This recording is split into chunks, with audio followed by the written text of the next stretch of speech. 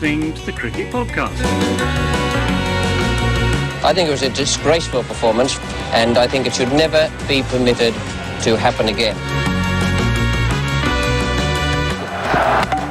That is very good.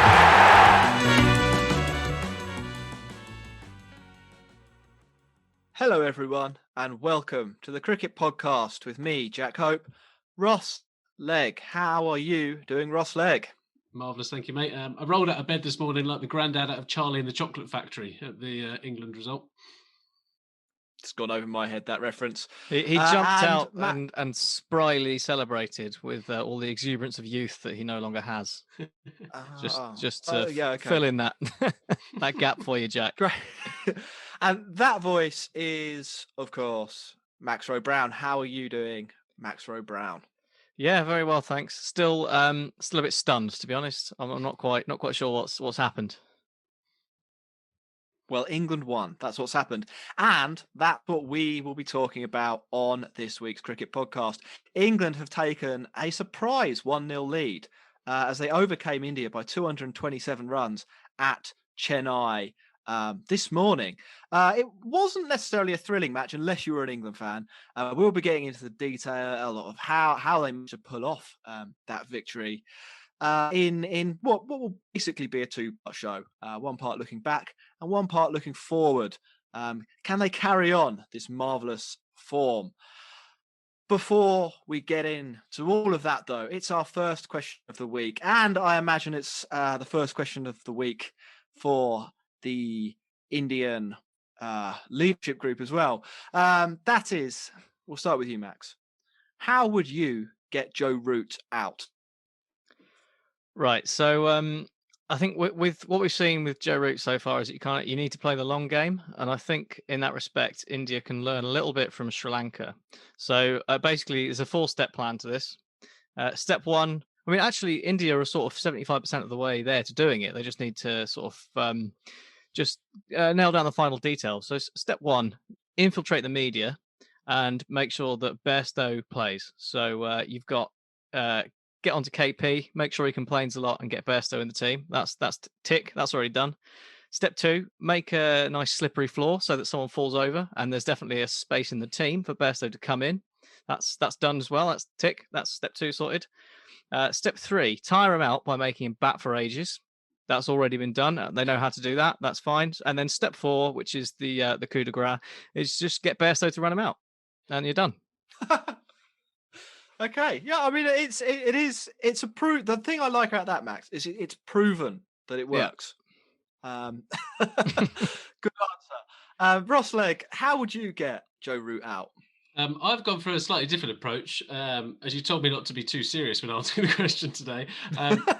I've recently become a godfather, and when I was looking for gifts, I came across Looney Tunes as well as Tom and Jerry cartoons, and both are focused, if you don't know, around sneaky or kind of outright slapstick sabotage.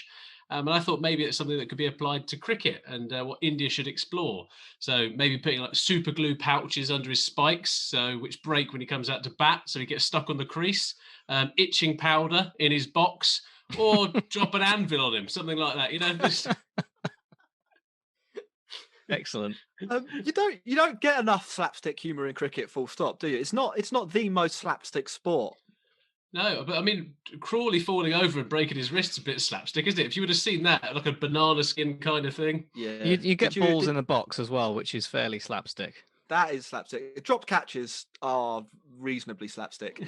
Did you hear that England carpeted the floor of the changing room with towels after Crawley fell over to give it a little bit more grip? A genius move. Poor old Zach, that was the the sacrificial lamb for that one. I looked at this question from two perspectives. One, from the perspective of me, how would I get Joe Root with my actual skills? How would I get him out with my actual skills? I came to the conclusion that eventually you probably could run him out, even at a really low standard. He'd just get too tired, or something ridiculous would happen. Like on old FIFA games, if you ran around for long enough, the player would just fall onto the floor and no longer be operable. I think that must eventually happen in real life. If I were the Indian captain, then to be honest, like your options are only slightly more diverse than hope he gets tired, aren't they? At the moment, but like fellas, you've heard of the phrase "lure the batsman out of their crease." Yeah. I'm thinking maybe get an object of high value and literally put it out of his crease as something to tempt him down the wicket. A little teaser. Yeah, it's a little teaser. So you could get other players in on this. Pant was quite vocal, wasn't he? Maybe he could ask Joe Root, "What's your favourite thing in the world?" And then one of the subfielders could run it on a couple of meters out of the crease. You're relying on Pant to actually take the stumping here, but you know. Well, maybe they could just put an Outros at short cover. Root actually ruled himself out of the IPL, so I think from that we can infer that the Outros is not on Joe Root's list of want items. It's not on his wish list, his Amazon wish list. There you go. There's 3 ideas for how to get Joe Root out. If you'd like to let us know your theory on how to dismiss the great man, how can the listener get in touch, Ross? They can follow us and message us on Twitter or Instagram at The Cricket Pod, or email us on thecricketpod@gmail.com. I think we've also got a YouTube channel now, which you could subscribe to and watch Max's beautiful faces and Jack and I. So, enjoy. Be kind. Subscribe to something. It's all about the podcast game is all about perpetual growth. It's a numbers game. It's like cricket. And yeah, look, we can produce the content, but it's up to you, listener, to produce the growth. So hit that subscribe button. Fellas, should we take a quick break and then come back with the main event? Sounds good.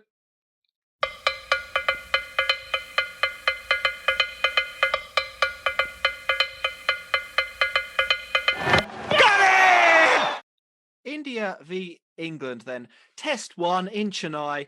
We all thought, I reckon, that England were going to struggle here. I mean, in fact, our predictions, I think, were 4-0 to India, 3-1 to India and 2-1 to India. So we didn't have great hopes. England, however, pulled one out of the bag. Max, can you talk us through one of the most unlikely results that I think that England have pulled off in recent memory? Absolutely. So as you say, we're in Chennai, where India were until today unbeaten this millennium. So the odds were stacked somewhat against England. The run up for both teams really was sort of beset by selection issues. England lost Zach Crawley after the aforementioned unfortunate slip, and the Indian team was sort of mainly questions around the bowling attack. Obviously, Kohli was back, which is great news, and Ishant Sharma was back. We expected him to come in, and he did. But the other question was sort of, would they play 3 seamers or 3 spinners? Would they play Kuldeep? Would they play Axar Patel? With Axar pulling up shortly before the game, we thought we had our answer until India blindsided us, and I think every other cricket fan in the world, by picking Shahbaz Nadeem to line up alongside Ashwin and Sundar in a 3-spinner attack. So that led us to the actual cricket, and Root won the first key battle of the game by correctly saying one of heads or tails, and then choosing to bat on a fairly placid pitch. That helped Root then go on to win a further 376 smaller battles as he amassed 218 runs, which surely even the most ardent of England haters would have to admit that it was an example of terrific application, no matter the batting surface. Sibley and Stokes contributed as well, and England put together their second highest total ever in India, which was a pretty good start. India then stuttered a bit in reply. Archer was menacing, took both the openers, and Best bowled pretty nicely as well. Took some good wickets, and also removed the fairly imperious looking Pujara via Ollie Pope's shoulder, and Rishabh Pant played a pretty mental but very effective innings, demolishing poor old Jack Leach with 5 sixes. But I mean, despite an excellent Washington Sundar effort, the deficit was still nearly 250, and the unthinkable was looking rather more thinkable. England added to that at an interesting pace towards the end of the day. The less said about that, the better. And ultimately, India were left with a day and a bit to either bat it out or score 420. Leach bounced back from his mauling at the hands of Pant, removed Sharma and Pujara, and then Gill and Kohli were looking good, weren't they? They were making us think that maybe India were going to do it again, all over again. It's going to be Australia Mark III. Enter James Anderson, and one of the great overs, reverse swing, stumps splattered, England on top. And despite Dom Bess bowling like a pitcher in an under-12 softball game for most of the innings, and unfortunately for Kohli getting a P-roller, England's bowlers mopped up the rest, and it was a very impressive and very surprising win. Jack. I think that's a fantastic summary. A fantastic summary. You really captured the essence of the game there, Max. It felt like I was reliving the last 5 magnificent days once again in a 3-minute soundbite. I think what was most striking about the performance was the size of the defeat. To be honest, it wasn't close at all. I mean, I think, look, I predicted 4-0, and the reason for that was because I thought India have got about an 85% chance, an 80% chance of winning every game. And if you do the maths on that, 4-0 becomes the most obvious outcome. I did think, I mean, like the possibility of England edging a game did exist in my mind. The possibility of England outplaying India for 5 days in a row and thumping. I mean, they thrashed them. It's an absolute thrashing. 227 runs, one with most of day 5 to go to play. Yeah, Ross. Before we get into like the micro detail of what went wrong for India and what went right for England, off the top of your head, what are your top 3 reasons for England's, or for the size of the defeat? So I think Max nailed it when he talked about Joe Root. So kind of the mastery and maturity of his innings actually enabled England to control the pace of the game and also allow each batsman to bat in their own manner. So that'd be my first one. Second, I think England's game plan was on point and they actually executed it by and large, other than some full tosses here and there that Max touched upon, across all disciplines really well. And then thirdly, I think this was a case of India underestimating England and complacency actually crept into their side. So I think what have we got there? We've got one kind of technical answer, one answer about India, and one quite positive thing about England. Let's start with the positive. We've talked about how we would get Joe Root out. Unfortunately, we're not in the leadership group for India, so they're not hearing those great ideas. Max, can you eulogise for a second on Joe Root? How good was he? It was phenomenal. I mean, we saw what he did in Sri Lanka and sort of maybe said, okay, it was against a fairly substandard attack. Will he do it in India? Well, yes, he will do it in India. And I think what was so great about it is that with Joe Root, people, the last couple of years, there was, he hasn't scored 100, his conversion rate's not good enough, he never goes big. And people sort of getting on his back a bit and not really remembering how lucky we are to have him and how good a player he is. And that innings, I think, just reminded everyone that Joe Root is special and that we should be very, very thankful that we have him, because people talked about sort of the fallow period that Joe Root had and where he wasn't scoring many runs. He was averaging 40 in those years, which by anyone's standards, if you end your test career with an average of 40, you've been fairly successful. You're Ian Bell. So for that to be a marker of him not playing properly or not playing well, then that just should be a little indicator to everyone of how good he is. And he now averages 65 in India, which is pretty impressive. That might be more than Kohli, or it's coming up to Kohli. So we were joking on Twitter that the Big Four, we might have to disband that because we've now entered the era of the Big One. And you know what? Like maybe we have. I saw a really interesting. There's a couple of things that I thought were really interesting about Root. One, when he went to his double century, do you remember he hit Ashwin for that massive 6? Yeah. He didn't realise he'd gone to 200. He was that in the zone that Ollie Pope had to be like, raise your bat, you've just gotten to 200. So everything, I mean, like the whole where his head was at to well, I mean, I can't imagine what it would be like to be on 195, let alone bomb the best spinner in the world for a 6 to go to 200, and then like not even know you were doing that. Second, he's only the second player ever to score 180 in 3 consecutive matches. Does anyone know the other player, the first to do it? No. Sangakkara. So that's a little bit of a contrived stat, but still does show how dominant he's been to start the year. Ross, you had you sort of talked about how Root was maybe an example or demonstrated how good England were in general. Do you want to elaborate on that a little bit more? Yeah, so I thought that the pace they played at in the first innings was exceptional. I think I can't really remember too many times in the last decade where England have actually had the temperament to bat out over 2 days when they've actually won the toss and hit such a big score. I think it also filters down into the team, as you say in there, Jack. And we saw it with contrasting scores in the 80s from 2 very different batsmen. So Dot Sibley and his 6.5-hour vigil at the crease was exactly what was needed. You talked in the preview show, we said around Dom Sibley going away, changing his game and really trying to figure that out. And actually, he looked the part. He looked like he could open in India and worked. He's not going to be perfect by any stretch, but to hit 80 in the first thing is a great thing to do. And then Ben Stokes had played a Ben Stokes innings. He kind of felt that the rough outside of his off stump was a bit of a danger, and he went down the route before Pant followed him with a punchy kind of acceleration on day 2, which really set the game up for England with that high run rate in that session. Yeah, what I thought was good about that as well.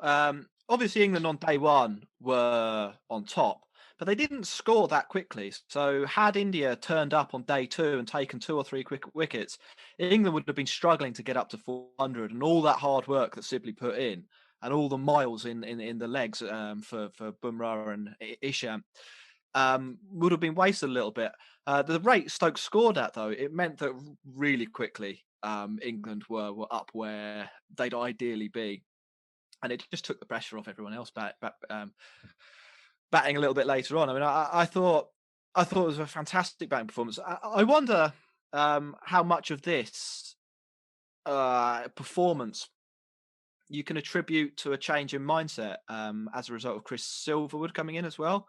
I mean, I think I wouldn't be alone on this podcast in saying that I was a little bit surprised to see Chris Silverwood get the job ahead of some bigger names. I think Gary Kirsten's was floating around at the time, wasn't he? Yeah, Jason Gillespie. It felt a little bit like a safe move from England, but it's obvious, I think, so far in England's Test performances, that he has enabled Root to stamp his mark on the team, but also maybe changed how England approach Test matches. I mean, I believe that the 2 years before he took over, so when was this? Just after the Ashes in 2019. 2 years prior to that, England had maybe managed 400 once or not managed 400 at all. Since that, they're averaging every other Test, which is what you need to be doing if you've got designs on becoming the number 1 Test team in the world. Which really, until maybe this Test match, sounded like a ludicrous thing to say, or a ludicrous thing for Joe Root to say. You mentioned plans. I think that's a good point as well. Do you want to explain what England's game plan was? Yes, I think besides winning. so I think you touched upon some of the batting there about kind of going big in the first innings and making it count. But if you look at what happened in the field, the half chances bar kind of 1 or 2, I think Jofra dropped a catch. But the half chances were taken. So with incredible diving grabs from Root in the first innings and Stokes as well. Was it slip gully kind of in between? Was that the plan? Yeah, definitely. Crazy catches. That's how we win this game. Yeah, crazy. Catches win matches, Max. That is the fundamental indeed. saying of cricket, mate. So Joe Root bailing out yet another full toss. I also think that the bowling rotations meant the game wasn't allowed to drift. I think if Joe Root has been guilty of anything during his captaincy, it's been that bit of drift where England take a couple of wickets and then all of a sudden the tail has been allowed to wag of Pakistan, and you're sitting there going, hang on a minute, how did these guys get another 80 runs? There wasn't any of that in this, and I thought that was a really good place to see. I also think the bowlers were following tactics with the trust of their captain. And what I mean by this is that when we've seen some Jack Leach bowl in the past or Don Best bowl in the past, sometimes Joe Root would be a bit reluctant to bowl them. And I know this is in the subcontinent. I know the pitches are more suited to it. But Jack Leach was going at, 10 and over at one point. And actually, he still said, I'm going to back you, Leach, when Pant gets out. Even when Pant was batting, he was still backing him. And then to open with him in the second innings was a real boost real boost of confidence, I think. Yeah, I think another area where England's plans were obvious was in their field placings. I reckon, and sometimes if you sort of look out for this, you can see England doing things. One, as sort of Ross says, they'll have clear plans for different batters. They'll have clear plans for how they want their bowlers to bowl, and it's reasonably rare that those plans are ridiculous. I think, particularly today, England resisted the temptation to do things like having 3 slips and a gully, and I reckon that again was a plan. I think they worked out, whether that was an analyst or whether that was Joe Root's gut instinct or whether that's what the bowlers wanted. I think they worked out that there were more chances of catches in the ring, particularly to close fielders in the ring, than there were at sort of second slip or third slip. And so while you were watching the game, it might have looked like England weren't attacking, but actually they were just attacking in a really clever way. And I know obviously we're going to commenting on this after England have annihilated India, and so it looks like my point has proved itself. But I think the actual process had a lot of merit, and did contribute to the massive victory. We'll compare it to before, when I think only a couple of years ago under Bayliss, where England would start bowling just short of a length, like Broad would bring his length back, and then all of a sudden we'd go sessions and sessions with other batsmen just smashing runs against us because it just didn't seem like we had a plan. There was no plan A, let alone a plan B or plan C. And I think that this is...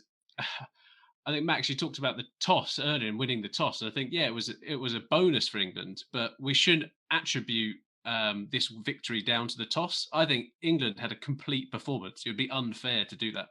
Yeah, I think on the toss, it is a difficult one because winning the toss was a very important part of England winning this game because they put on those runs, and that is the story of the game, and that is what happened. But absolutely, you need to give England credit because, how many times have we seen England win the toss and then throw away the chance to put on a big score? We got the advantage of winning the toss and we made the most of it.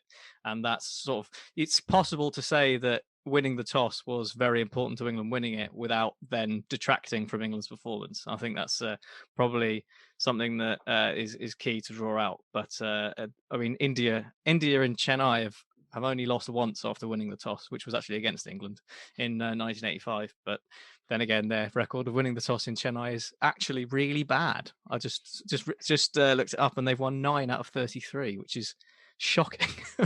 Yeah, I have to say that obviously the toss did help because the first 3 days were much easier to bat than the other 3 days. England's application was excellent, and when it came to India batting while the pitch was still good, and it wasn't awful today, to be honest, and it wasn't awful on day 4, they didn't bat very well. England out or England bowled well. There's 2 ways to look at that, and I think we'll get onto India in a moment. But I think England's bowling would have done damage had they been bowling on day 1. I think what they did made sense. I think their plans were good, and I think, Jofra Archer taking 2 early wickets. I don't see, had Jofra bowled those exact balls, those exact batters on the first morning, I don't see why he wouldn't have taken those wickets. They had nothing to do with the pitch. Yeah, one was Anderson's over today would have taken wickets anywhere. Well, yeah, exactly. So I think, it probably would have been a different story, but England played that well against an India team that that probably didn't hit the heights.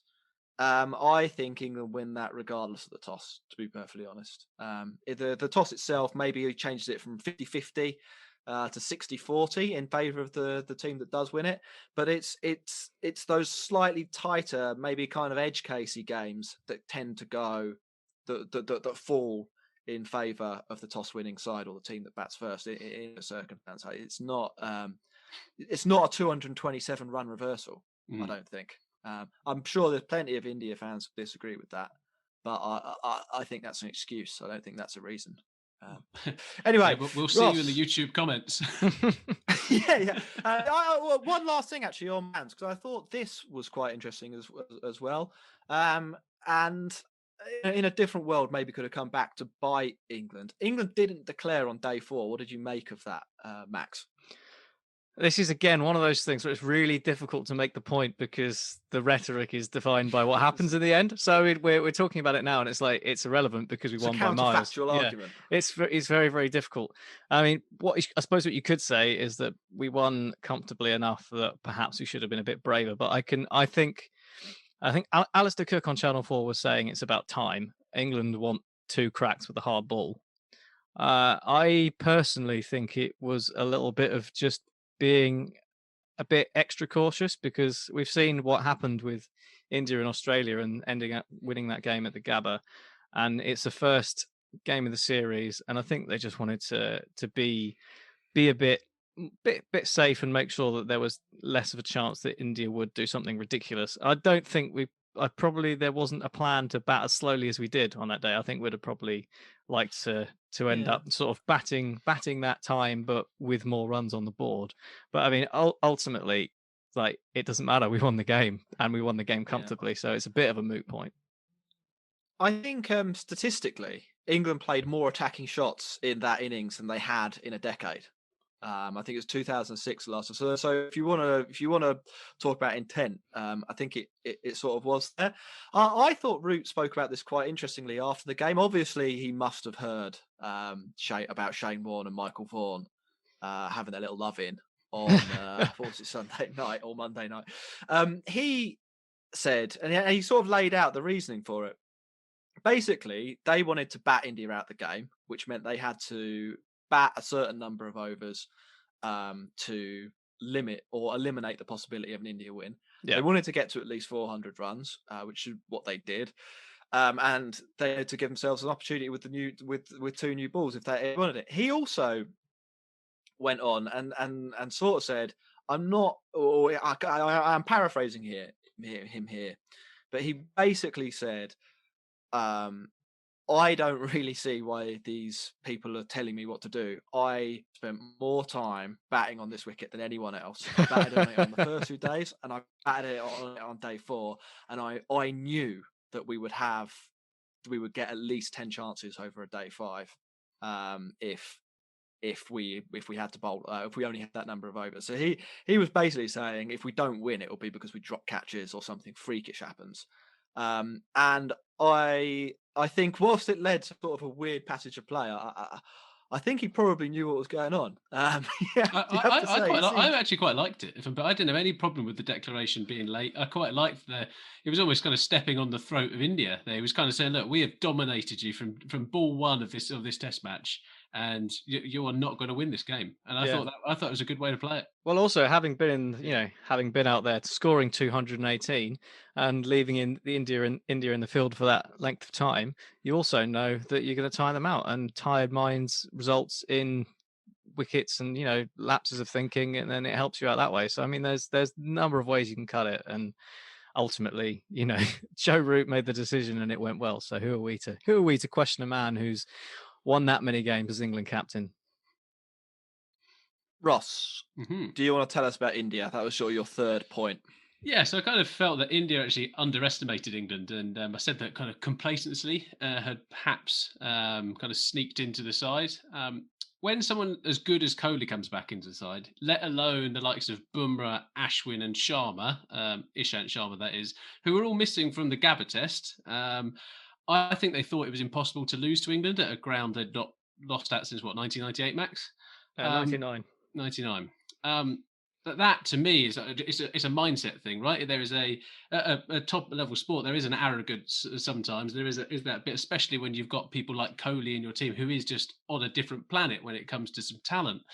But I think that complacency meant that England had a bit of an advantage. We said in the preview show that if England were to stand a chance, India would have to make a bit of a selection blunder.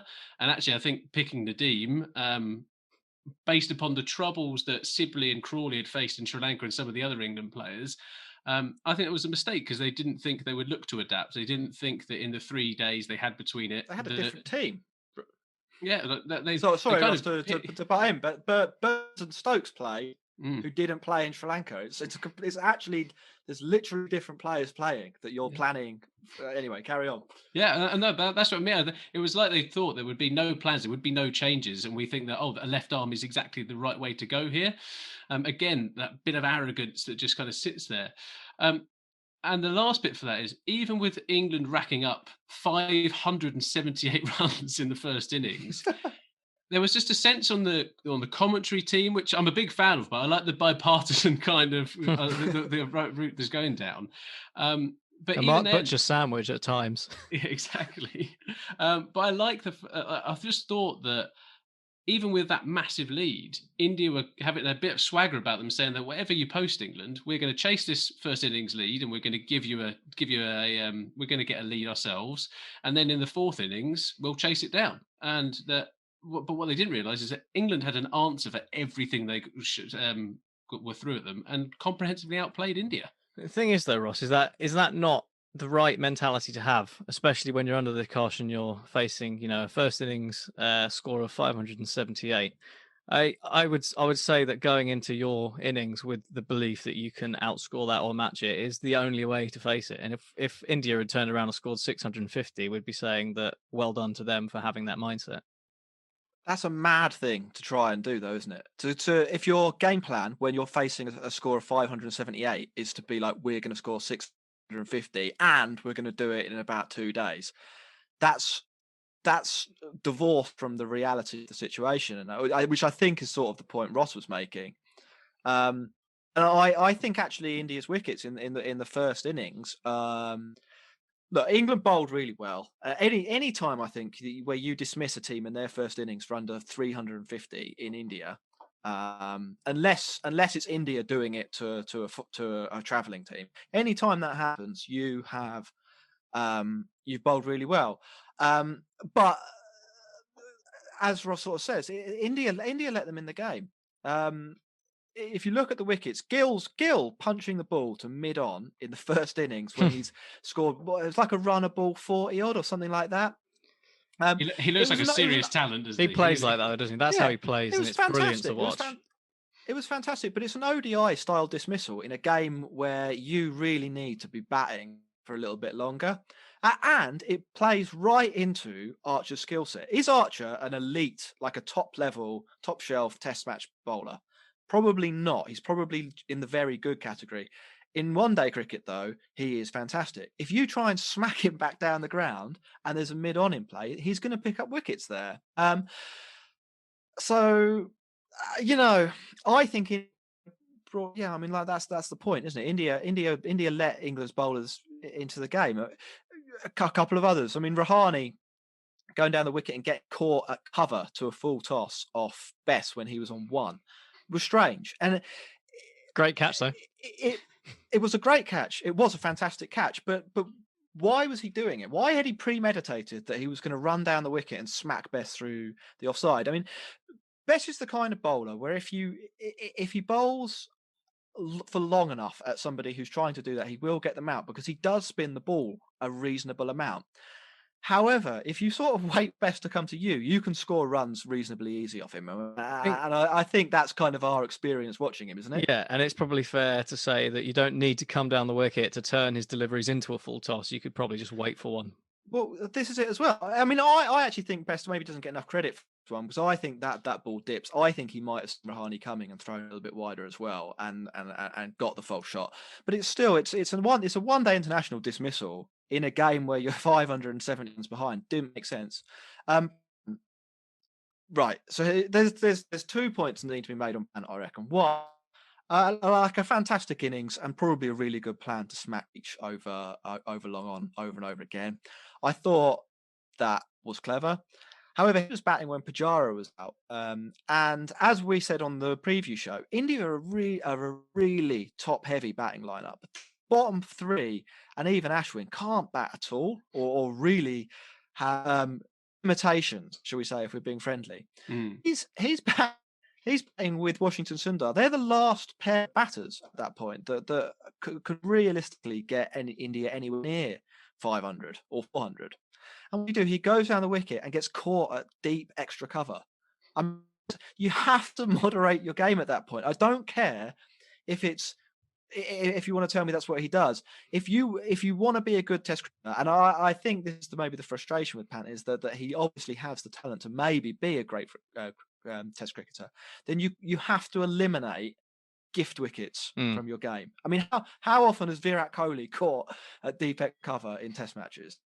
How often is he caught there at extra? If it has ever happened, did it happen when his team were 400 runs behind? Yeah, I think actually a good example of the point you're making there to look at is Joss Butler. As much as I've maligned him over the years, he came into the England team on the back of his T20 exploits, and the long-term plan seems to have always been, imagine what will happen when England have got a platform and Joss Butler comes in. But actually, some of the best innings he's ever played for England and match-winning innings are proper Test cricket, grind it out, protect your wicket innings.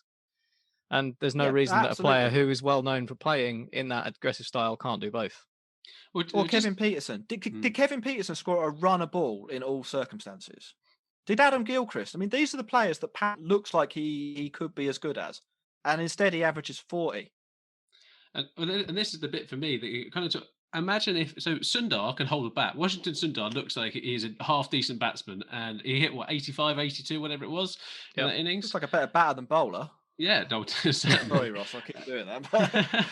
But I think if they would have batted together for an hour, 2 hours, it takes time out of the game and gives India a bit more control. What Pant did there was gave England exactly what they wanted, and from that moment on, there was just that bit where they were just like, "Well, we're clearly going to mop up this tail sooner rather than later." I mean, Sundar added some good runs, but again, Ashwin, Ishan's not going to do anything, is he? And let alone Bumrah and Nadeem, I think, has a first-class century, is what I was told this morning. But is that why he was in there for his batting? I mean, I'm not convinced he's even a cricketer, let alone a batsman. So, I mean, I don't want to labour it, but Pant, because he threw his wicket away there, effectively had no obvious impact on the outcome of the match. If he batted for another 2 hours or batted for another hour, that just delays everything in a game where a draw, even at that point, was your most realistic positive result. They maybe had if he'd scored 300 in 300 balls, maybe they'd have won the game. But that's what he's seen playing for. It's like if he'd scored 150 off 200 balls, I think England might not have pulled it off. Well, would we suddenly sat here talking about whether Root made the right decision, wouldn't we?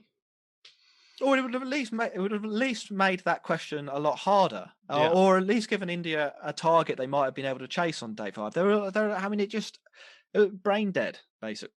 And I think, Ross, you've sort of covered the selection point as well. So why Ross and I went on another show this morning, and somebody sort of talked through why Nadeem should have been picked.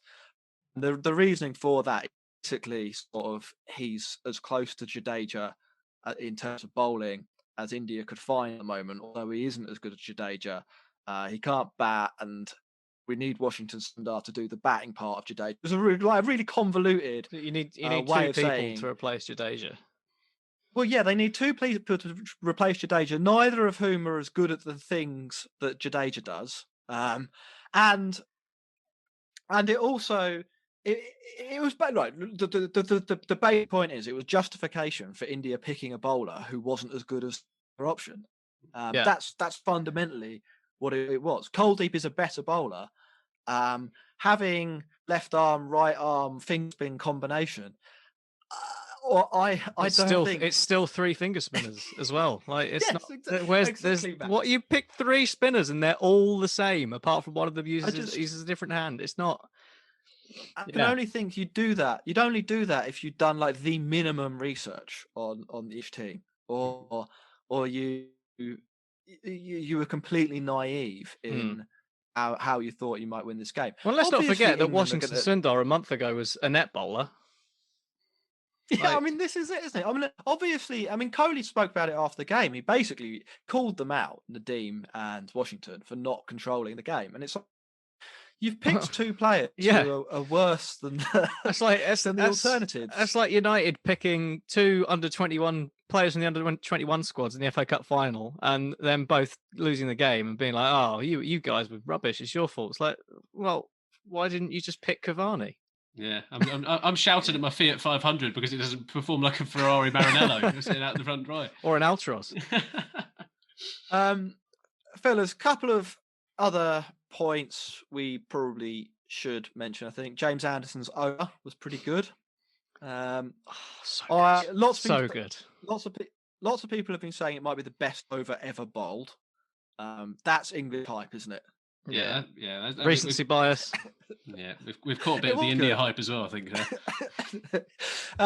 It did. I mean, the only way to say it to experience it is really to go and watch it. There's an edited highlights on YouTube, on Twitter and YouTube that you can just through. Takes about 30 seconds. Well worth doing. Two things on it that I thought were pretty good. Winviz mentioned the impact it had on their projected outcome in the game. At the beginning of that over, they had England as a 42% chance of winning. By the end of the over, that had gone up to 76. Now, I think Winviz might have been on the wacky backy there a little bit with the 42% in first place, because it was an unpredictable pitch. And that's not really mentioned as well. India were a bit unlucky. There were a few grubbers. But that over clearly had a massive impact on making that quite an easy win for England. And I thought that was good. Also in that session though so we had, I think it was the biggest divergence between best over and worst over I've ever seen in a test session.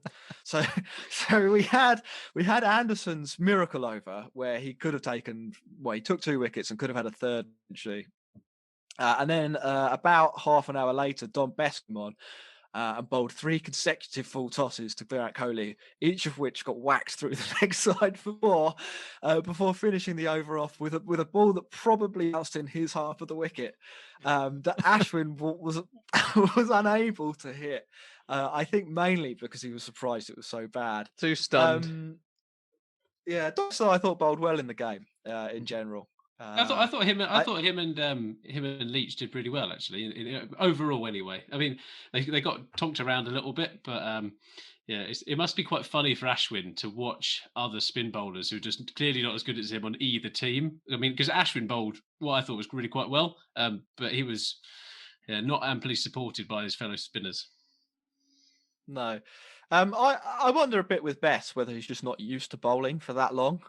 I had a look at class stats. He averages about 17 overs an innings in first class cricket, which is a pretty light workload, really. I mean, that's like an all-rounders level of work, and Root's getting him bowling like 26 in a day. Yeah, could be. I think a theory I have based on what I'd heard the commentary team saying about Jeetan Patel and what he was getting both Leach and Bess working on, which was trying to get them to bowl a heavy ball. So essentially trying to get as many revs on it as possible.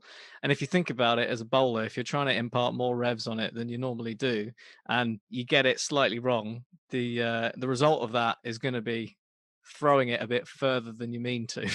So I mean that is a potential. You know, if you're trying something and it starts going a bit wrong and it falls apart, that's probably what's going to happen.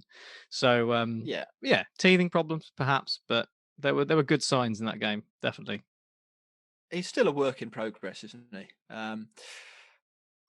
Do we want to talk about where we were right last week? Pat ourselves on the back. I mean, I think we probably predicted the result wrong. But we did. Yeah.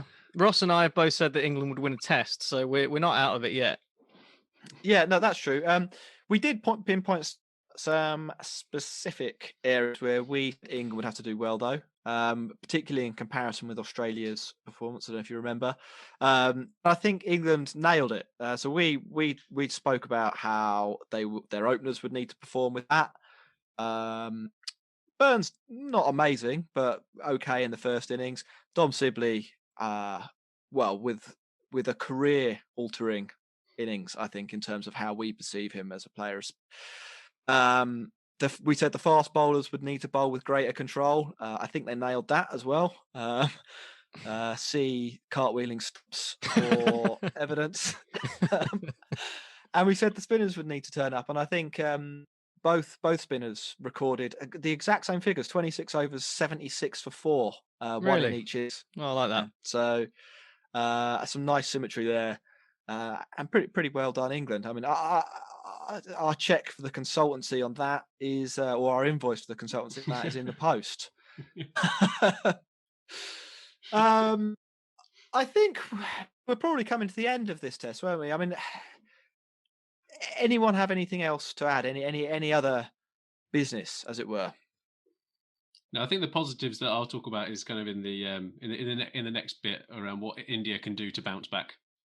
Yeah, I mean we've dug out India a little bit here, but I think really the story is that England played phenomenally well, far better than I expected, and I guess we'll talk about how India will bounce back. Otherwise, a good point to end on, which I think is a good cricket podcast point anyway. Do you remember what happened when Nathan Lyon played his 100th test against India a few weeks ago? Didn't they present him with a signed shirt from all of the team? Yeah. Anyone heard if Joe Root got one? I'm assuming not. I'm guessing it's only something they do when they want to rub the salt in. Yeah, my understanding is that Joe Root was not presented with a ceremonial shirt from the India team. It tees up the series so well. We're going to take a quick break, and then we'll be on to some predictions for the second test and all of that good business.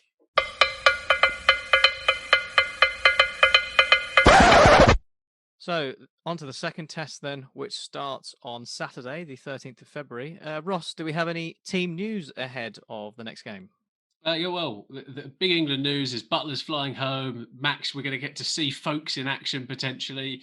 The Broad Anderson dilemma rages on of the rotation policy.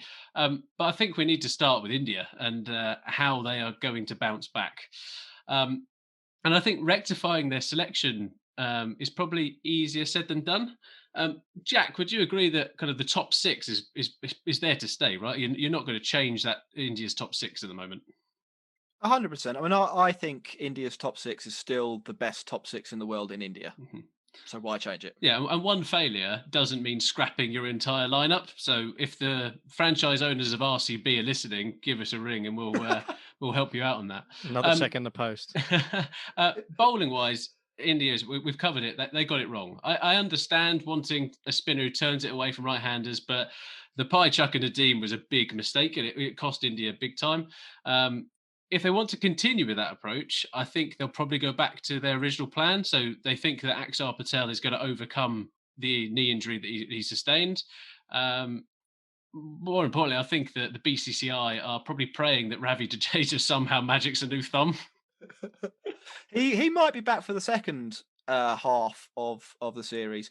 I mean, so Ross, you're saying if Axar Patel, in India's ideal world, Axar Patel's fit, he comes in for Washington Sundar as that kind of number 7. Is that where you're going? So this is what's quite interesting, because I think the pitch is going to determine whether they play 3 spinners or 3 pacers. I reckon they're going to prepare a bit of a turner. I reckon they're going to be a bit miffed that they're 1-0 down, and they're going to make it as difficult as possible. If they were to go down the 3 pacer route, I think Siraj gets brought in alongside Ishant and Bumrah. I don't think they're in a position to rush Hardik Pandya back out. They said before the test matches that he's not fit enough to bowl, and they're making him net bowl ahead of the England tour.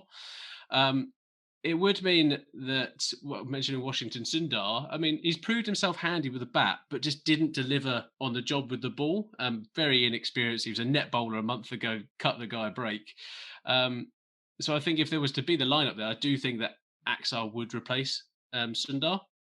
Yeah, and then Kuldeep Yadav in for Nadeem. Deem, as we were calling him on our As we've WhatsApp deemed chat. him. So I think if they do go with that kind of three spinners approach, I think they do have to mix it up. I think there's no way they can rock back with the same bowling lineup. I think it's. I just think the confidence in England's team, if they turned up with the same bowling lineup, would be immeasurable, and I think that'd be a big mental blow for India if they did that. Not only have you got, you would be mixing up the attack by doing that. You've got a bowler himself who can mix it up. So do it. Yeah, I just think it's such a no-brainer. Yeah. And the thing for me is that around they don't have a Ben Stokes, right? And not many teams have a Ben Stokes, but their top only six. one team. Yeah, their top six doesn't offer anything with the ball. I mean, did you see Rohit Sharma bowling? I mean, he's a pie eater and a pie chucker, isn't he? It's not a great look. I did, unfortunately, yeah. Yeah, when he comes on to bowl, when you've got three spinners in your team, something has gone seriously wrong. We've seen England in similar places before, haven't we? Dom Sibley and Joe Denley being entrusted with the ball. So yeah, so that was probably the low point of the Test match for India, and I think it all comes down to how much they value Axar Patel's batting. It would be a debut for him. Again, Washington Sundar with his 80 and his performances in Australia, he might just get in there for his batting, but I'm not sure that's the right answer when they need to take. Well, if you want to pick a batsman, there are actual batsmen that you could just throw in if you wanted to. So I'm not sure that would be the right move. Maybe debutants is the way to go with India. It's worked in like 3 of the last 4 tests. Just throw in someone new and they'll be really good. So. I mean, I think the other thing that Axar does is it's a little bit harsh on Washington Sundar because I don't think he's been awful, but he does remove the issue that India had in this game, where 2 of their 3 spinners did exactly the same thing, except one of them did it way better. But there's basically no reason to not bowl Ashwin if you want a right-handed off spinner, unless Ashwin's absolutely knackered, and then it just didn't give them any variation. So I mean, if Axar Patel can play, and I was an India fan, I would be absolutely desperate for them to make that change. And this all of this selection criteria is based upon the squad they have announced. The issue here is that somebody could come back, someone could be rushed back. I mean, look what Australia did with Dave Warner. It doesn't mean it's the right thing to do, but someone like Mohammed Shami or something would put the cat amongst the pigeons in this space. I think they also need to consider the fitness of someone like Ishant. Ishant hasn't played Test cricket for ages. He's come back in, bowled 35, 40 overs and been in the field. Pretty well, to be fair. Yeah, I thought it was one of their better performers actually in the Test match. I don't think they'll go away from Ishant Sharma, to be honest. Yeah. My understanding is, and as you will both experience, when you're trying to read up on the India team on English news websites, you don't ever really get the full picture. My general understanding, though, is that Ishant Sharma was ready to play in Australia, but they chose not to take him because there was some small question marks, so that he would definitely be ready to play the full series. And obviously, you had the quarantine complications as well. Mm-hmm. Yeah, so I think he'll be good to go. So that kind of says it on the bowling front, and I think in the back front, I think that's what they'll do. They'll mix up the spinners. I'll be surprised if they go with a 3-pace option, as I do anticipate that they will try to choose a pitch that turns more, because I think that they're going to back their batsmen to get more runs over Leach and Best than they back England's batsmen to get runs off of off of Ashwin and the others. Yeah, I mean, I think fundamentally the question here is would England be more scared of Kuldeep Yadav or Nadeem? And do we have to answer that? The answer, obviously we do, or obviously the India team need to question that. But I think it's really obvious. This is the 4th time I've said it now, but pick him, pick that guy. What's the worst that happens? He bowls badly. I mean, that's all that Nadeem did anyway.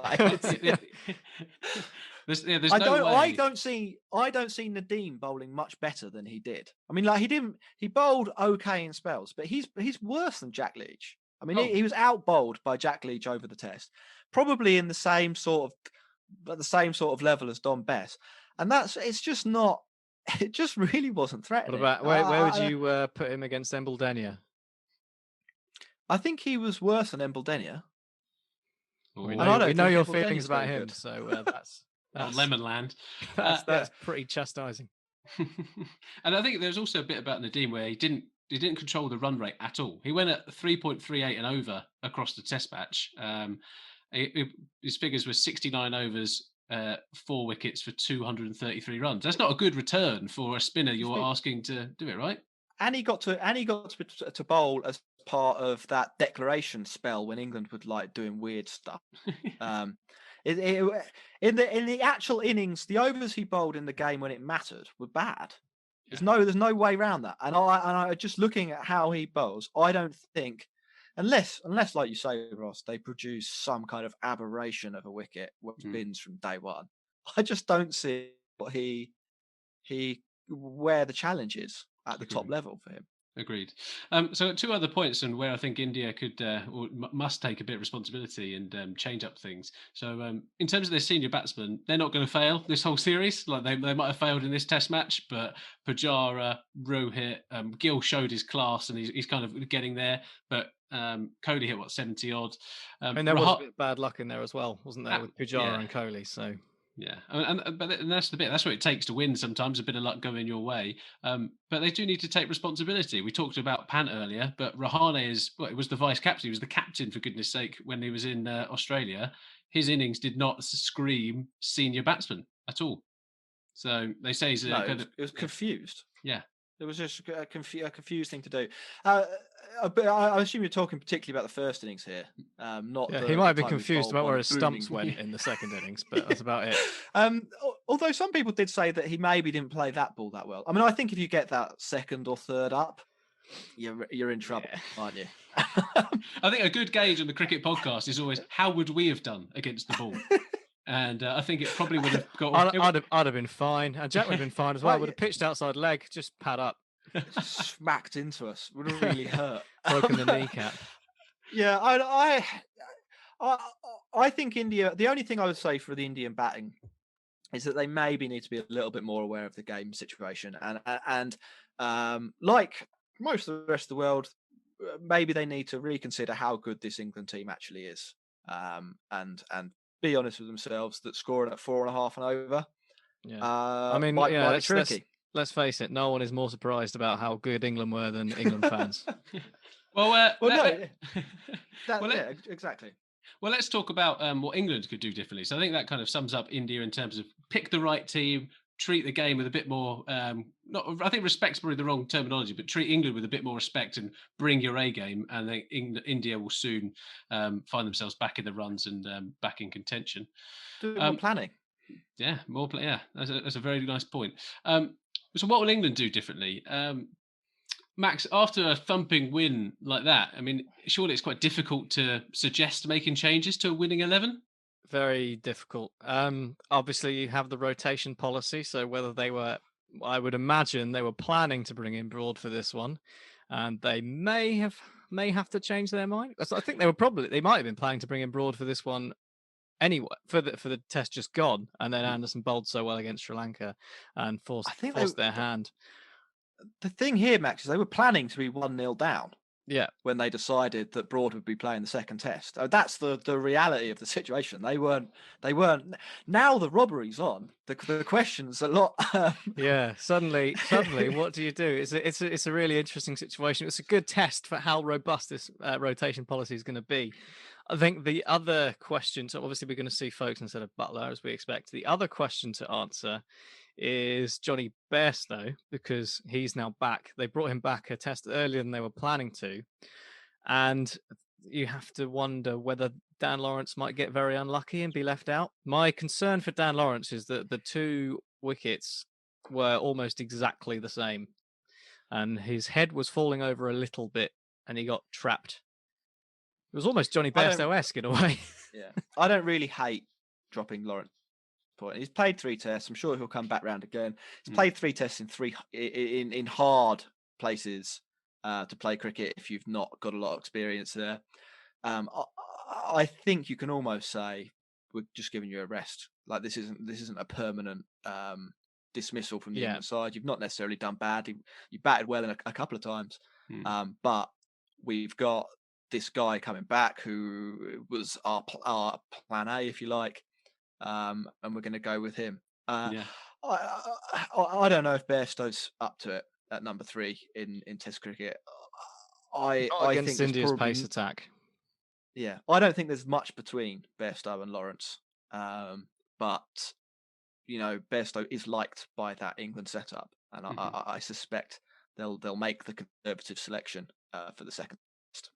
So, and that comes back to my point around changing a winning 11. So, if there's going to be changes, so we're already changing Buttler for Folks, Folks for Buttler, sorry, Bairstow for Lawrence. That's already 2, and then Broad potentially for Anderson. You're not going to change 3 people out of a winning 11. I just don't see that happening.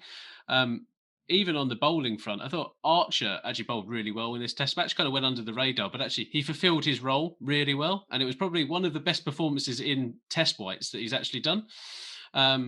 I think his fitness might be a concern, but as there's only 3 days between this one and then I think 6 or 7 between the one after, I think this is the time where they're just like, do you know what? We need to play our best 11 here and go for the win. Because if they win this second test match, it is great for England. It's absolutely brilliant. And at that point, the World Test Championship final is on the cards. And the worst thing that we could possibly do is win the series 2-1 and let Australia in. We're top of the table at the moment, unbelievably. England have gone from 4th to top, I think, as a result of that, or of the game that finished today. My instinct is to stick with the plan that got them to this point, which is the rotation plan, basically. Bowlers rested. I will, if I were an England fan, and I guess I am an England fan, I would most want to see Anderson bowling well in that first game in Ahmedabad under lights. I don't think I wouldn't want him to go into that tired, and I think there's the possibility that happens. This test in Chennai, I think Ross might be right. They might make that pitch spin a little bit more. He might be a little bit not useless, but a little bit less effective, or there'll be better options. I think Broad, in a game where the ball does spin, I think Broad's just as good an option because he can offer the same control, albeit without the booming in swingers every now and then. I'd do that. Basically, I'd stick with what your original plan was, even though it will make all the dinosaurs really angry. Michael Vaughan will be off his fucking nut, won't he? Yeah. Well, that's all the more reason to do it, isn't it? And then the other bit is the spinners. So Bess and Leach, they're going to stay the same, right? I don't see Mo and Ali coming into the side for this test match. Crack on. The only question mark there is whether Dom Bess actually did have the yips in the morning of day 5, because he bowled badly. There were a lot of full tosses, a few half trackers. If something more severe is wrong there and he's not just tired, they'll have to change him because you need 2 spinners from 2 spinners. Yeah, but Joe Root can't hit all the runs and certainly. Yeah, that is certainly a really speculative point I'm making there. He batted quite well as well, Don Bess. I think we should probably give him some credit there, especially in the first innings in the evening session. He did a really important job. I couldn't agree more, Max. So there we go. We're saying that Broad is more than likely going to come in for Anderson, and that Bairstow will probably come in for Lawrence, and Folks will be in for Buttler. Yeah, although all of those things could not happen. I mean, Bairstow could be keeping wicket, Mo and Ali's bowling, and being dropped for Broad like that. I mean, it's England, isn't it? But I think they're a little bit more consistent recently, and I think what you summarised there, Ross, is probably right. Okay, well, it tees up what should be a very great, a fantastic game starting on Saturday, as you said, Max. Are we sticking with the predictions? Are you still going for 4-0, Jack? Are you going to do a Michael Vaughan and change your mind? You know what? So my original 4-0 prediction, as I sort of said earlier, was based on the idea that India were 80% favourites for every single test. Which, if you're good at maths, means 4-0's about a 40% likelihood, and I think works out mathematically as the best option to go for. I would read that now. I think England was so much better than I expected that I think they will win another test. If I'd seen this England, if I'd been aware that this England existed 7 days ago, when we were doing the preview show, and it was a 3-match series, so I've changed a few things here. If it was a 3-match series, I would have predicted 2-1 to India. I think India are still better, but I think in a 3-match series, England would win one test. We've basically got a 3-match series here, boys, haven't we? So 2-2. I think 2-2. I think England are gonna pull off a little bit of a robbery and send Australia to the final. That is so ICC, isn't it? That England and India can play against each other, and whatever scenario it is, Australia still have a chance of getting into the final, and they've pulled out of the South Africa tour because they're a bunch of pussies. So it's unbelievable. Max, are you sticking with your 3-1 prediction? Well, firstly, I'll say it's not because they're a bunch of pussies; it's because they want to play in the IPL. But anyway, sorry, greedy pussies. Is that what you're saying? Yeah. I'm going to stick with it until I'm wrong. So we'll stay with 3-1 for now. But I'm teetering. Nice. I'm going to go 2-1 England. Oh my god, that would be an incredible win. It would. I tell you what, India fans aren't going to like this either, but it would be better than them winning in Australia. Every ground in India is a gabatoire. Like if you've lost once at home in a decade, it doesn't matter where you play, you're the king. And if England pulled off 2-1, boy, be a good series in England as well. Yeah, there's also a thing to remember for our Indian fans listening to this, is that give us this. We can enjoy this one test match that we get to win. Like, this might be the only one we get to, so forgive our excitement. I think that wraps up the preview of the next test match. Shall we have a quick break and then come back with cricket news? That is very good. So there have been some matches going on. Do we want to start with the good one or the bad one, Max? Let's get the bad one out of the way. Ross, Pakistan v South Africa. Mm-hmm. It went to the final day and looked like it could be a thriller, but Pakistan came out on top. Can you give us a quick summary?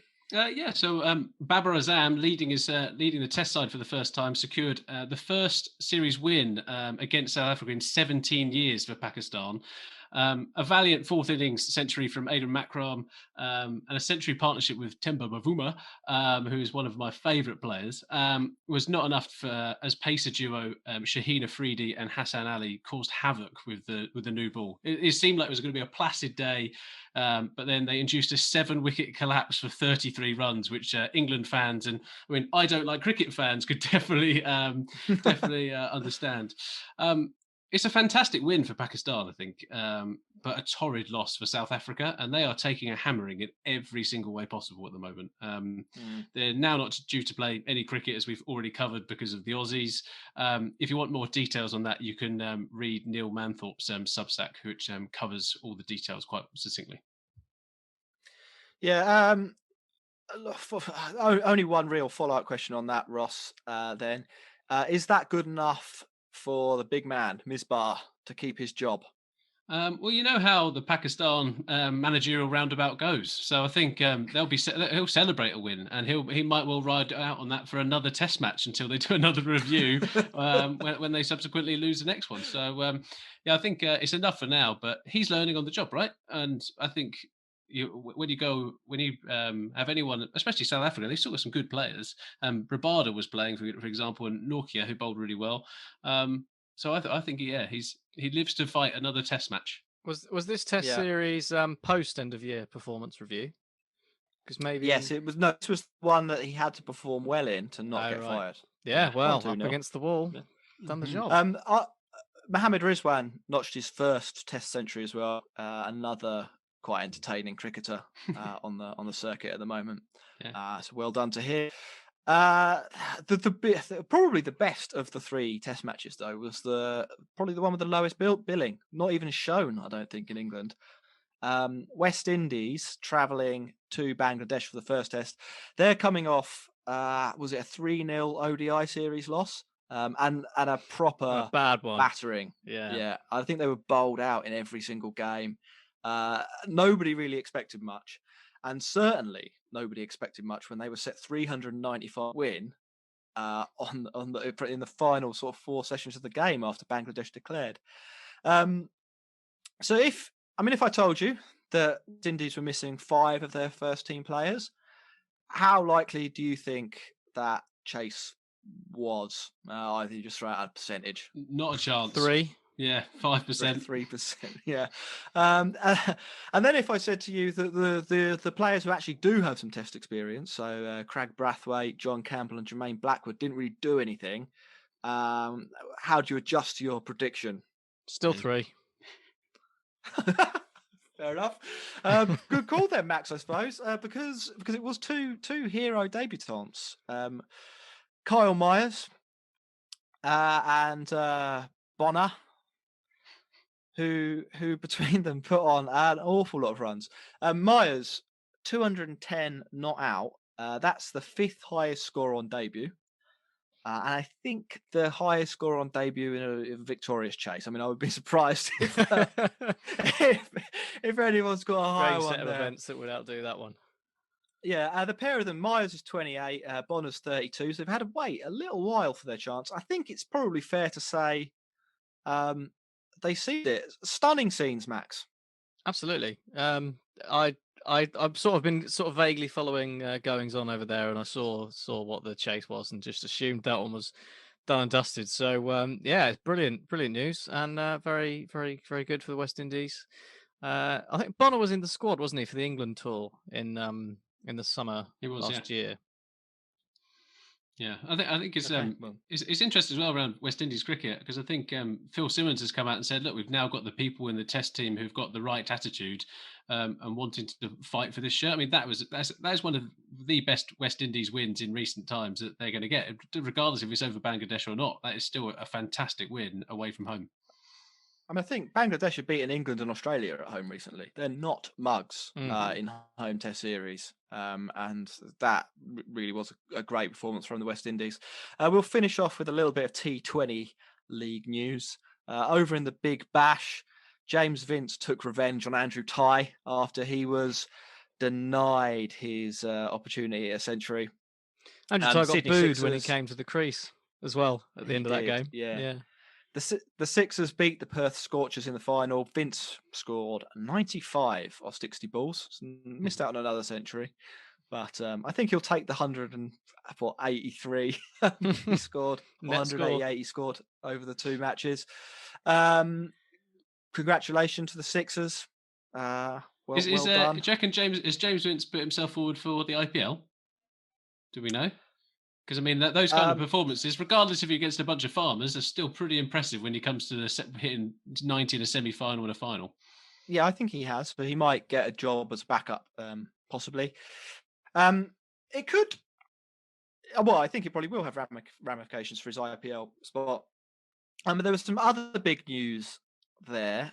Mitchell Starc and Joe Root, mainly Mitchell Starc, if being honest, have decided not to appear. Max, were you surprised to not see Mitchell Starc on the list, especially considering Australia now don't play any cricket till like December or something? Yeah, he's done it a few times, hasn't he? Pulled out before and not. So I suppose we shouldn't be too surprised because it's not the first time. But I would think the general expectation was that this was going to be the year that we see Mitchell Starc in the IPL, and yes, added to the strange goings on with the Australian international team. It's very curious. I think he's a bit of a fair weather cricketer. He's waiting for the 100. Yeah. Could be. 4 extra balls. Right. I've got one last big time Charlie story to finish the week. Did anyone see what Tim Payne's been up to? No. As he dyed his hair. Doesn't he present the cricket podcast? No, Tim Payne, he went back to his grade club in Tasmania, I think, where he opened the batting, which probably understandable. He is the Australian Test captain. And then controversially, opened the bowling. Oh. This was first grade cricket in Australia. It's high quality. There were a couple of people who played in the Big Bash, also featuring in this match. So, a serious move from. Did he get a wicket? So this is where it takes an extra twist. So he opened the bowling with some seam up dobbers, bowled quite a few wides. There are clips of this online, but there are a few wides. He's getting a little bit of movement, but I reckon at about 65 miles an hour. Later in the innings, though, he's back bowling off spin, and he does pick up a wicket. Anyone can take a wicket bowling off spin, can't they, Ross? Right, fellas. Ross, why don't you tell everyone where they can find us and so on, and then we will wrap this show up. Yep, follow us at The Cricket Pod on Instagram and Twitter. Subscribe to us if you're watching us on YouTube. And if you're not watching on YouTube, go onto YouTube and subscribe to us anyway. And follow us and tell a friend about us. As we say, the growth is on you. Thank you very much for listening. Goodbye. Goodbye.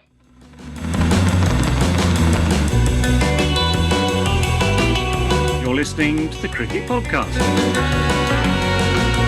I think it was a disgraceful performance, and I think it should never be permitted to happen again. That is very good.